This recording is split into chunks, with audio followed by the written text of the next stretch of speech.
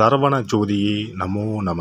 வாழ்க வையகம், வாழ்க வளமுடன். அனைத்து தமிழ் நெஞ்சங்களுக்கும் கனிவான வணக்கங்கள். நாம் இந்த பதிவில் பேர்ச்சி அடைய போகும் சுக்கிர பகவானால் உங்கள் வாழ்வில் ஏற்படக்கூடிய நற்பலன்கள் என்ன என்பதனையும், கெடுபலன்கள் ஏற்படுமாயின் அதன் தாக்கத்தை குறைக்க ராசிக்காரர்கள் செய்ய வேண்டிய பரிகாரம் என்ன, வழிபட வேண்டிய தெய்வம் யார் என்பதனை பற்றியும் விரிவாக காண்போம். இந்த சுக்கிர பெயர்ச்சியால் உங்கள் வாழ்வில் வளமும் நலமும் செல்வ செழிப்பும் பெற்று வாழ்வில் உயரிய நிலையை அடைய எல்லாம் வல்ல இறைவனை உளமாற வேண்டி விரும்பி கேட்டுக்கொள்கிறேன். நிகழும் ஸ்ரீ மங்களகரமான சோபகிருது ஆண்டு தமிழ் மாதம் மாசி 25ஆம் தேதி, ஆங்கில மாதம் மார்ச் 8ஆம் தேதி அன்று மகர ராசியில் இருந்து கும்பராசிக்கு இடப்பெயர்ச்சி அடைகிறார் சுக்கிர பகவான். ஏற்கனவே கும்பத்தில் அமர்ந்துள்ள சனியுடன் இணைகிறார் சுக்கிர பகவான். 30 ஆண்டுகளுக்கு பிறகு கும்பத்தில் சனி சுக்கிரன் கூட்டணி சேரப்போகிறது. அதே போல மார்ச் 15ஆம் தேதி செவ்வாய் பகவான் கும்பராசியில் இணைகின்றார். 75 ஆண்டுகளுக்கு பிறகு சனி பகவான், சுக்கிர பகவான், செவ்வாய் பகவான் ஒன்று சேர்கின்றனர். வெவ்வேறான குணாதிசயம் கொண்ட இவர்கள் உங்கள் வாழ்வில் பல மாற்றங்களை கொண்டு வரப்போகின்றனர். துலாம் ராசி அன்பர்களே, சுக்கிர பகவான் உங்கள் ராசிக்கு பூர்வ புண்ணிய ஸ்தானத்தில் இடப்பெயர்ச்சி அடைகிறார். வேலை இல்லாதவர்களுக்கு நல்ல சம்பளத்துடன் மனதிற்கு பிடித்த வேலை அமையும். வெளிநாடு சம்பந்தமான வேலை வாய்ப்புகளும் கிடைக்கும். எண்ணிய எண்ணங்கள் அனைத்தும் நிறைவேறும். காதலை வெளிப்படுத்த அருமையான காலகட்டம் இதுவாகும். இளம் நிற ஆடைகளை அணிவதனால் மனதளவில் நம்பிக்கையும் நிம்மதியும் அடையலாம். நிதானமாக செயல்பட இது உதவும்.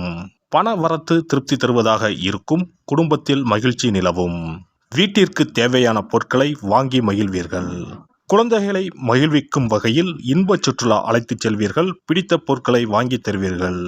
எவ்வளவு பிரச்சனைகள் இருந்தாலும் அதனை போக்கி மன மகிழ்ச்சியை தருவார் சுக்கிர பகவான்.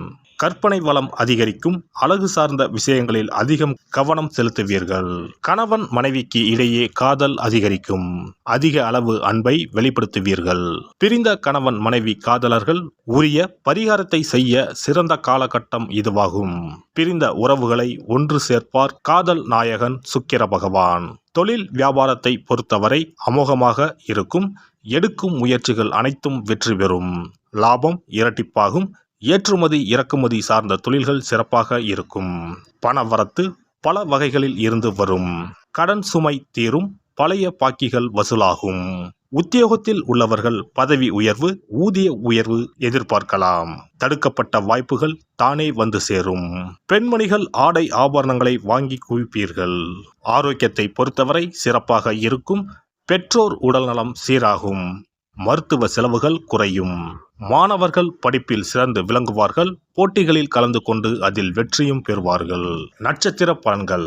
கடந்த காலத்தில் உங்களை விட்டு சென்றவர்கள் விரும்பி வந்து சேரும் நாள். உறவு பலப்படும். தொலைபேசி தொடர்பு மூலமாக சிலர் புதிய தொழில் ஒப்பந்தங்களை ஏற்படுத்தி லாபம் தேடும் முயற்சியில் ஈடுபடலாம். குடும்பத்தில் மகிழ்ச்சிக்கு குறைவு இருக்காது. சுப நிகழ்ச்சிகள் இடம்பெறும். சுவாதி நட்சத்திரம். சில அத்தியாவசிய தேவைகளுக்கு செலவு செய்ய பணப்பற்றாக்குறையை சந்திக்கலாம். சனி சஞ்சாரத்தால் ஒரு பிரச்சனை முடிந்ததும் இன்னொரு பிரச்சனை உருவாகலாம். ஆனாலும் மகிழ்ச்சியாக இருப்பீர்கள். உங்கள் பிரச்சனைகள் எவ்வளவு இருந்தாலும் தோல்வியும் தோய்வும் இல்லாமல் சமாளித்து ஜெயிக்கலாம்.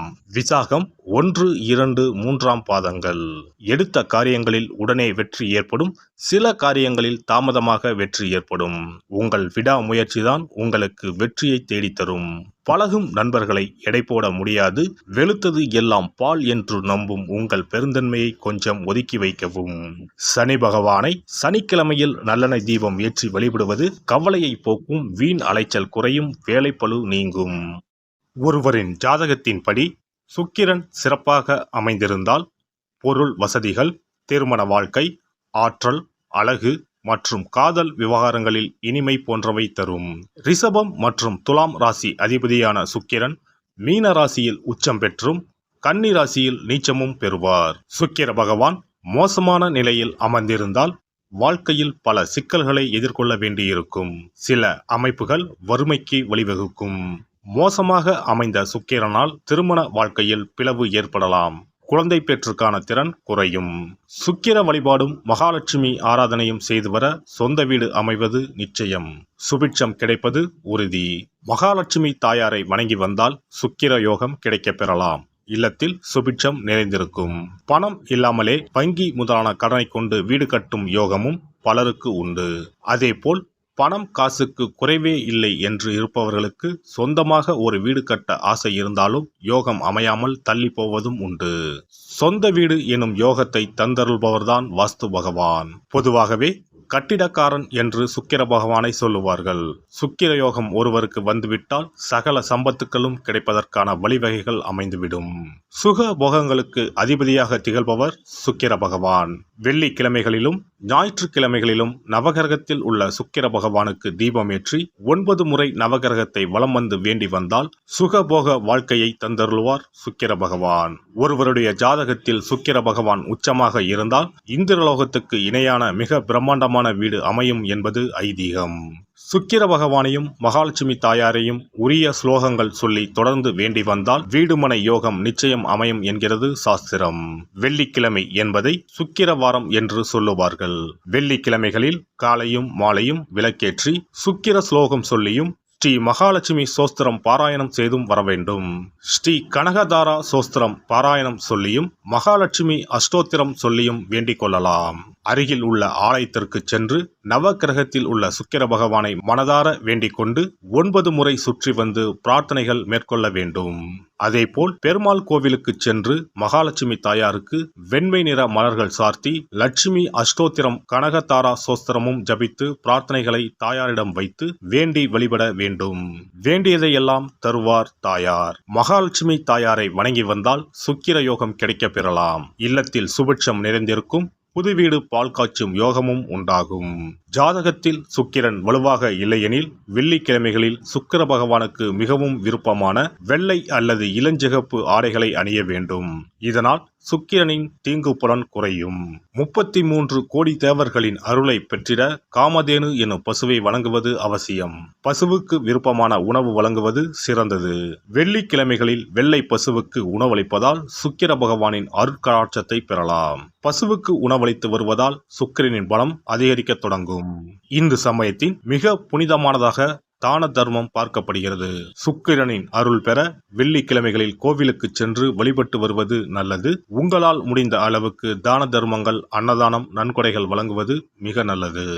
எல்லாம் வல்ல இறையருளால் நீங்களும் உங்கள் அன்பு குடும்பமும் உடல் நலம், நீலாயுள், நிறை செல்வம், உயர் புகழ், மெய்ஞானம் ஓங்கி வாழ்க வளமுடன்.